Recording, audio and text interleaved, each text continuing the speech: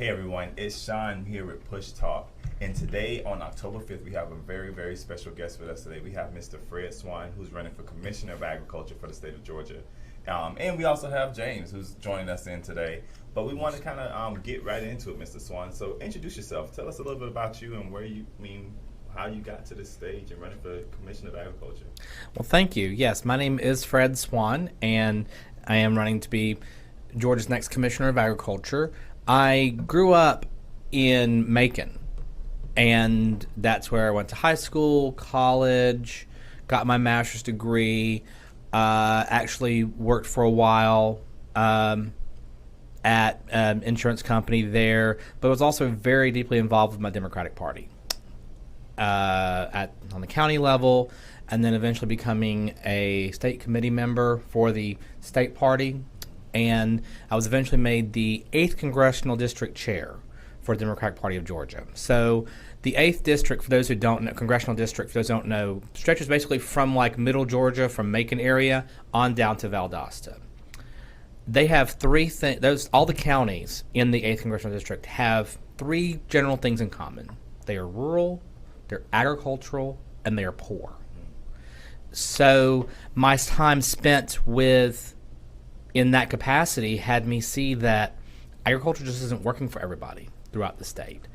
And I did split time between, my single mother who raised me and my grandparents. My grandfather actually, on a side plot, grew vegetables and whatnot. And just remember the food security that he helped provide from that time.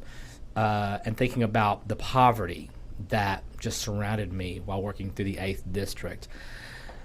So in 2018, I decided to run for office. First for Congress in the 8th District, because I knew it very well. But then when I saw that nobody was running for Commissioner of Agriculture, I switched lanes and decided to run for that office, because I was feeling like we weren't really utilizing the power of the office. And people on my side were just not really even seeing the potential in it. They saw agriculture as something that happens out there. It's in rural communities. The Democratic Party is a largely metropolitan city type party. It's largely Atlanta in Georgia. And so it became an opportunity for me to bring to light issues that we don't even talk about that much in the Democratic Party, but in my opinion are very crucial. So in 2018, I ran. I was the Democratic nominee, and I ran alongside Stacey Abrams, and we got closer than anybody's gotten since Tommy Irvin last held that seat, the last Democrat to hold that seat. And now I just feel like the time has come where we can actually take it and actually do some real good with the office. So one of the things we talked about in our meeting, when we discussed our meeting, is that we talked about the power that the Agriculture Commissioner has over, really a lot of different things. For example, I know it's a touchy subject, but we talked about marijuana, right? Mm-hmm. Medical marijuana. Correct. And medical marijuana, we know, has progressed. They recently, state of Georgia just recently even allowed distributors to come in here and actually produce product for people who have medical marijuana cards, which it made no sense. They offered medical marijuana Mm-hmm. cards, but didn't give you a way in order to actually get the product. The Department of Agriculture actually has a role to play in that, right? Yes. Now, we're talking about, in that instance, just low THC oil. Right. So we're not even talking about the medicinal use of marijuana the way most people would think of it, smoking it or vaping it or whatever. They really want to keep the THC content down because they're so afraid of, people getting high off of it, which honestly, I just don't think the government should be getting between doctors and patients with regard to medicine, especially a medicine that definitely has way fewer side effects than most of the things the pharmaceutical industry pushes on us. Right.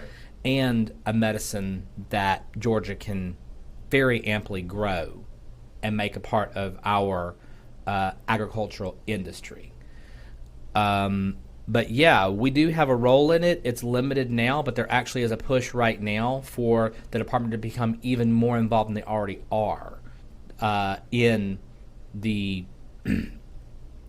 selection process and in the regulatory process. But right now, we do have a limited role in regulating those who have been selected. The problem is that there's a commission that does the selections for those who will be involved in the medical marijuana industry here in Georgia. 6 companies were chosen. Nobody knows how those 6 companies were chosen. Right.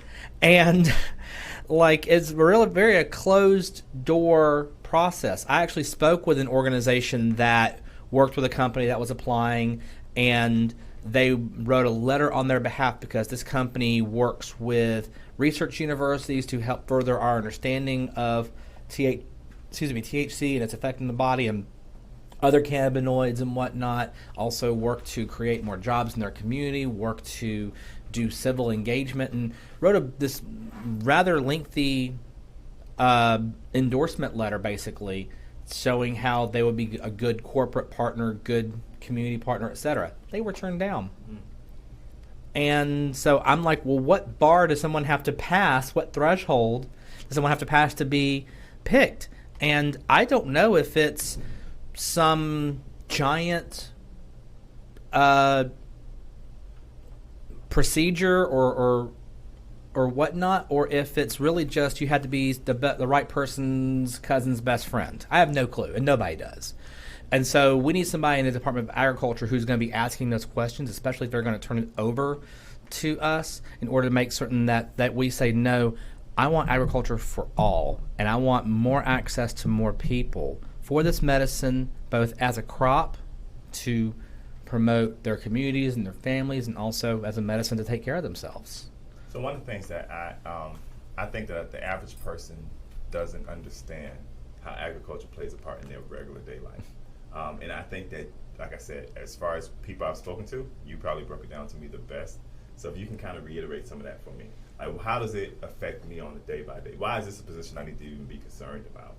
Like you said, like a lot of people on your side of the party don't really see it as being a place of enough place of power, should we say, right? Right. But why is it that this place plays a huge part in my day-to-day life? Well, if we're talking about agriculture from the perspective of policy, policy that does affect people on a day-to-day basis, Democrats, one of the things we often talk about, our priorities: healthcare for more people, education, jobs, the environment, infrastructure. All of these things are touched by the Department of Agriculture because we have too many places. For example, let's talk about healthcare. Healthcare, definitely you need to see a doctor, you need to be able to go to a hospital. We need more rural hospitals. We need more mental health facilities. But if you don't have proper nutrition, then that healthcare is just going to become sick care because people are not being properly nourished. And they're not getting the right nutrients for their bodies. There are some counties where the only place you have to even get groceries, unless you're going to travel 30 minutes or more away, might be a Dollar General, which means that every meal you eat comes out of a bag, a box, or a can. Right. And there's nothing fresh. There's certainly nothing local.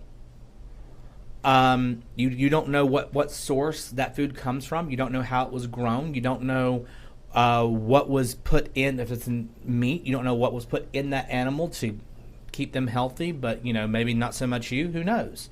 And so we need to have an agriculture department that is very active in helping to eradicate places of food insecurity throughout the state, that is helping to grow more local food so that more people have access to it and can know where their food even comes from. But let's touch on another one. Let's touch on the environment. Agriculture is a net contributor to climate change emissions. I believe the statistic is that 1 ton of methane is 87 times more potent than carbon dioxide as a greenhouse gas. And so it's going to be crucially important for us to make certain that we promote the most environmentally friendly agricultural practices available. That means promoting more organic growing, more sustainable agriculture in general, more regenerative agriculture, where you're literally growing things to regenerate the soil to make it healthier.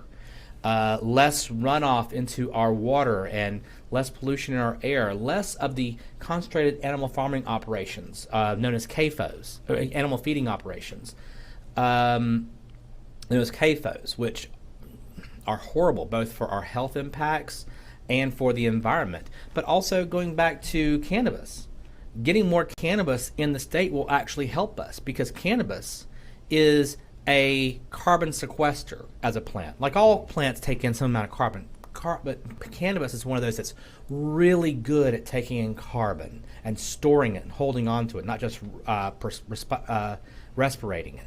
So unless you're burning it, if you're using it for other purposes, such as making bioplastics and paper and some other things, you're actually, and hempcrete and other building materials, you're actually taking carbon out of the air and storing it and using it for other purposes. So it's actually can be a carbon plus. And cannabis is what they call a phytoremediator. That means that it's a plant that literally remediates the soil. It can actually pull heavy metals like copper and I think zinc and a few other nickel out of the ground and store it in the leaves. Now you can't consume that, so you can't use it for CBD or THC or hemp seeds or even clothing, but you could use it for building materials. You could use it for some bioplastics as long as it's not going to be consumer grade, or just grow it and toss it, into somewhere safe, because every 90 days you can create a new crop. 2 or 3 cycles of that, you may have a completely clean and healthy plot of land. They're even considering using it to clean up Superfund sites. But this is only possible if we have somebody in office who sees the potential in agriculture, not just to feed a few families or to create wealth for a few big ag corporations, but as a way to enact the many policies that we know we need for all Georgians. So one of the things I find interesting is that Senator Warnock and Senator Ossoff have taken like a huge leap on agriculture since they've been in. I know Senator Warnock sits on the Agriculture Committee. Yes, he does. U.S. Senate. What has happened to, Georgia agriculture so far? We know that a lot of black farmers were not getting help they needed during COVID time. Some of them lost their farms, a lot of them. And not just black farmers, most farmers lost their farms or had really hard time selling the product, or the product was going bad because it wasn't moving quick enough. What are some of the things that, as an agriculture commissioner, you can do to make an impact on those areas? Well, let's talk first about black farmers in particular. Because I don't think it's a wrong thing to concentrate on black farmers, because black farmers, honestly, all farmers have been given the short end of the stick, all small farmers for a long time, but black farmers especially. It used to be throughout the United States, black farmers made up about a century ago about 19% of all farmers. Now it's less. Now it's about 1%. Wow. Yeah, and so they've dealt for over a century with bad policies at USDA, bad loan and grant policies, even redlining, where the districts are being or places are being redrawn so that they're no longer able to farm in a certain place, or their communities are undervalued. And there's even a case of where black farmers were sold bad seeds. Like, we actually know that there was a case going on with that. And you can look at the Pigford suits, Pigford 1 and 2, about the discrimination that black farmers faced at USDA. Now, this is the federal program, and they're still being discriminated against for decades, even up until the 90s. So it is not wrong to concentrate on black farmers in particular, just because they have faced so many problems. Senator Warnock, in particular, did put forward a plan where basically USDA loans that black farmers currently have would be forgiven. Like, that was basically kind of like a stimulus for black farmers, make it easier for them because they face so many hardships. It makes sense. Then a bunch of white farmers decided to yell discrimination, that's unfair, and it's actually gotten blocked now while the case is pending. So all of that relief and help that Senator Warnock tried to put through has actually been stalled out. And of course, Georgia is run by Republicans, and so they are not really going to be in a position, they're not going to take the position of helping out black farmers in particular. And so this is kind of one of those times where having someone stateside to help facilitate federal programs that are coming down, but also to enact the will on that where they're being blocked federally, but maybe we could say we can enact some programs here where we can actually help more black farmers get back to the land. And one of the things that I actually would like to do as commissioner, one among many things, is actually create a division level a division level head whose sole job is to promote new and returning farmers, especially farmers of marginalized communities, black farmers, farmers who are gay, or farmers who are Latinx, but also veterans, because farming is a great way for people who are recovering from PTSD to try to have a more therapeutic lifestyle and occupation. But that's where we would start. And the way I envision it is that this person would basically, somebody come in and say, hey, I want to start a new farm, or hey, I want to get back to the land, or hey, we're having problems with staying on the land. I don't know if we can sustain this. They would actually work on a plan with them, not just tell them, oh, there's loans and grants out there, maybe identify them and you can just go get them. But walk them through the process of how to get them. Maybe give them some tips, help them clean up their application. Maybe if they're missing a few pieces, actually help them get those pieces together and say, okay, now come back and we'll continue to actually work with them. Kind of like the way a lot of small business incubators work. But this would be an agricultural entrepreneurial incubator.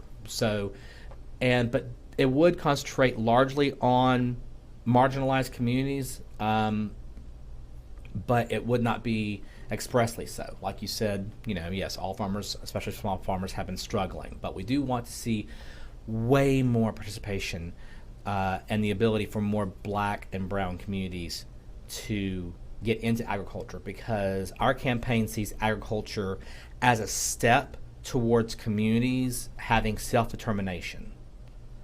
My friend Senator Kim Jackson actually gave me a phrase. She said that it would be a way for these communities to grow their way to freedom. Mm-hmm. And I really like that. Yeah. Nice. Now, I was thinking about the differences between, getting back to the marijuana industry, the difference between CBD and THC. Mm-hmm. That would be that grows within the marijuana plant itself. Mm-hmm. Is there how you said that the new growers that are coming up now, they're going to be limited on what they can do as far as the THC content within it. So is the CBD being is it processed from the THC? No, it's not. Okay, let me take just a little bit of a step back in kind of explaining kind of some differences. So we were talking about marijuana earlier. CBD largely comes from hemp, which all marijuana and hemp are cannabis. All of it's cannabis. But the difference is largely legal. Hemp, industrial hemp, is anything 0.3% THC or less. Like, you can have no THC in it. You can have up to 0.3% THC. Once you hit 0.3% THC or higher, you're not considered marijuana. The industry calls that going hot, essentially. But it's a legal definition. It's a legal definition because honestly, you can grow a hemp plant, you can let it mature just a little too long, and you can take a perfectly fine plant for hemp cultivation, and suddenly it's hot. And the problem is that with our current hemp laws, now the hemp and marijuana are actually dealt with differently under different pieces of legislation. So hemp actually has a whole other set of legislation that you deal with. And that's where your CBD comes from. But currently, if your hemp plant goes hot, and the way they test that is literally they just stroll onto your field, take a random sampling, send it back to their lab. If it goes hot, you have one more test. And if it's still hot, you got to destroy the whole field. Wow. Now, the way they actually find this out is actually a problem that I have with one of our problems I have with our current hemp laws. Right now, if you want to be a hemp processor, now this is a whole different set. There are more hemp processors and more hemp growers than there are for the medical marijuana. There's no cap on it. And those licenses and permits are directly issued by the Department of Agriculture. So I actually have a much larger role in this industry currently than even with medical marijuana. If you sign up for a license or a permit, the part of the application process, you must sign away your Fourth Amendment right from search and seizure. Literally, you must say, I allow local, state, and federal law enforcement, anybody who has any jurisdiction over me whatsoever, to come on my property at any time to inspect my plants. Wow. Now, of course, that doesn't mean that they can inspect your home, which actually I have a friend in North Georgia who they tried to do that to. They literally, the drug task force actually came at him with a helicopter, like flew a helicopter onto his little place in Clayton, and we're like, you're growing marijuana, and he's a hemp grower. He's like, nope, it's all hemp. I have a license. I have a sign. I know my rights, I know my duties, and I know that you can come on my land. So come on and inspect it. And they were ready to arrest him right then and there for growing marijuana. They didn't know whether it had a higher THC content or not. They were just ready to arrest him. And that can happen. That kind of harassment can happen with any of our growers, because that was the governor's drug task force, so it was state level. But like, if your local law enforcement doesn't like you, they can come on your property every other day and bother you. And so, just getting back to your original question, yeah, there is a difference between hemp and marijuana legally and according to the way in which they're regulated, but also what we call hemp is what is used to make CBD, CBG, CBN. You can get some THC out of it, but normally what they'll do is they'll use something that's not quite a hot plant that has some THC to make what they call full spectrum CBD. But like if you're just getting THC, that's going to be a marijuana plant. Wow.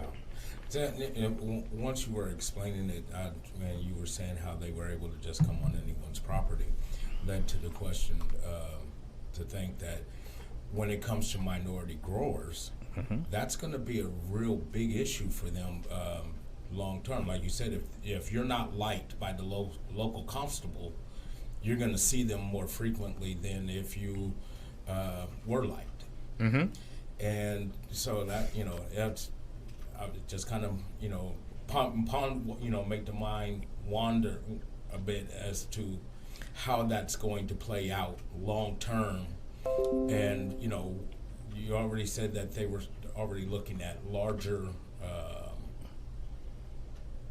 corporations to do all of this to begin with.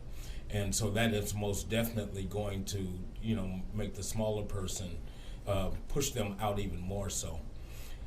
Well, and to your point, we've seen this play out. That's why I like mentioning the history of black farming, because we see history repeating itself. We see laws that are set up to even further marginalize an already marginalized group. but that can be legal because they are not specifically targeted.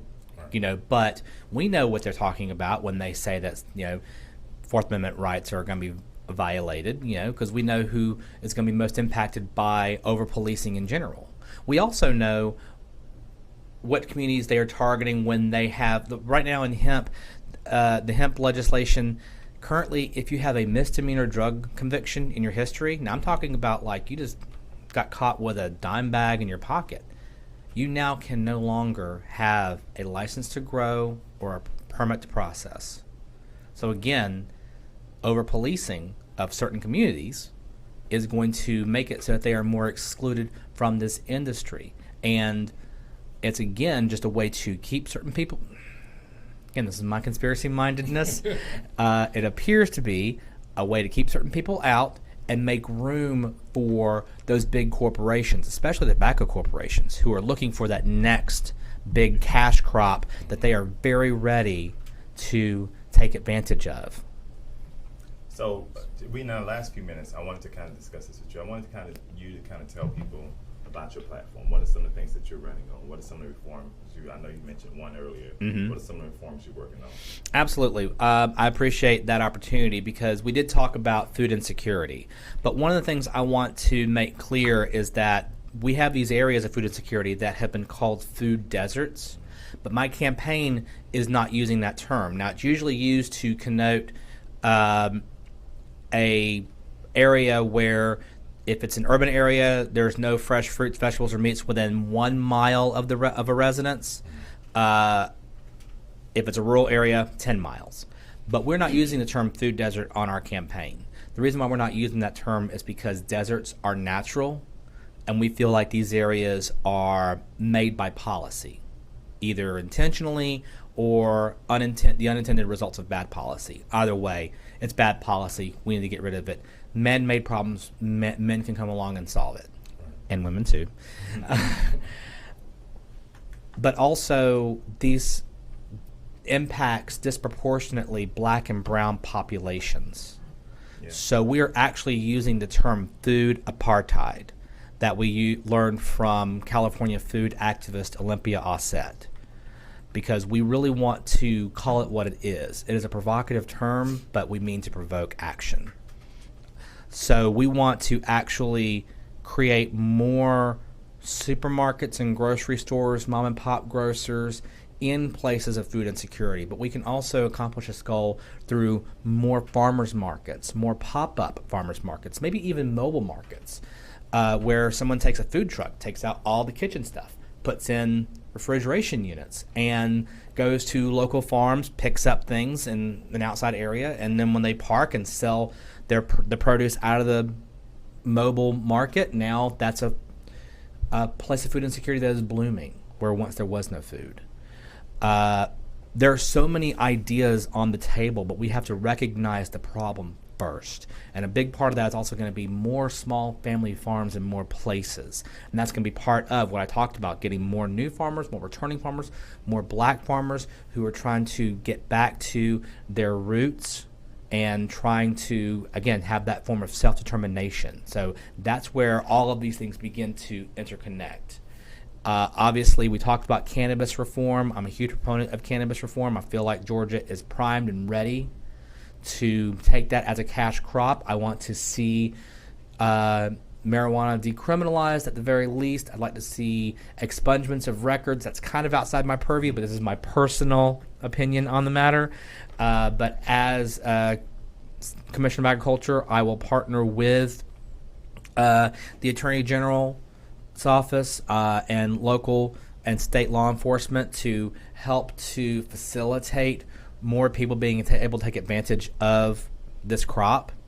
Finally, one thing we didn't get to touch on that's a major part of my platform is actually agriculture workers,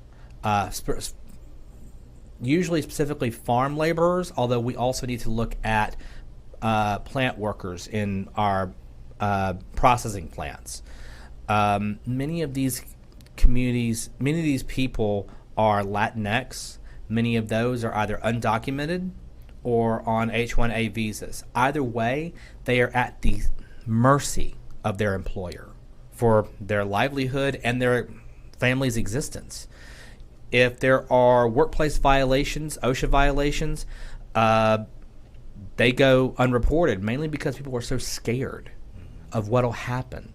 Because if they report it, suddenly that farmer, that plant manager can rip up that visa, send you back where you came from. Meanwhile, what's your family going to do? And if you're undocumented, hello, calling ICE on you because you reported just simply that you were in unsafe conditions. Agricultural workers in Georgia have the least rights of any worker in the state of Georgia. And the thing we need to recognize more than anything, as we're thinking about agriculture is Georgia's #1 industry. So everywhere agriculture is failing everyday Georgians, our #1 industry is failing. That's a failure of leadership. We need someone who is going to protect workers' rights, no matter where they are, no matter who they are, no matter where they come from. Because they come here and they work to provide all of us with a better standard of living, and we need to protect them as well. Man, thank you so much for all your time today. If people want to know more information about you, they can go find you where? Okay, so my website is www.fredforgeorgia.com. That's all words, all one word. Facebook.com/FredForGeorgia. Twitter @FredForGeorgia, Instagram @FredForGeorgia. We'll be launching actually a TikTok very soon, which will be again @FredForGeorgia. Hey, social media is taking over, man. You got to keep up. So I don't know anything about it. I'm learning. Thank you, Mr. Swan, for coming in today, and thank you so much for being a part of our candidate review. For those who are out there, not only is it important that you register to vote, we talked about this last week, it's also important that you get to know the candidates in which you're running for office. Today we met Mr. Fred Swann, who's running for Commissioner of Agriculture. It was a privilege and honor to learn so much about agriculture today. Oh, this is my pleasure. Thank you so much. Absolutely, and please make sure you check out his website below on the very bottom of the screen to find out more information about his platform and what he's getting ready to do, or what he wants to do as Agriculture Commissioner. Have a blessed day.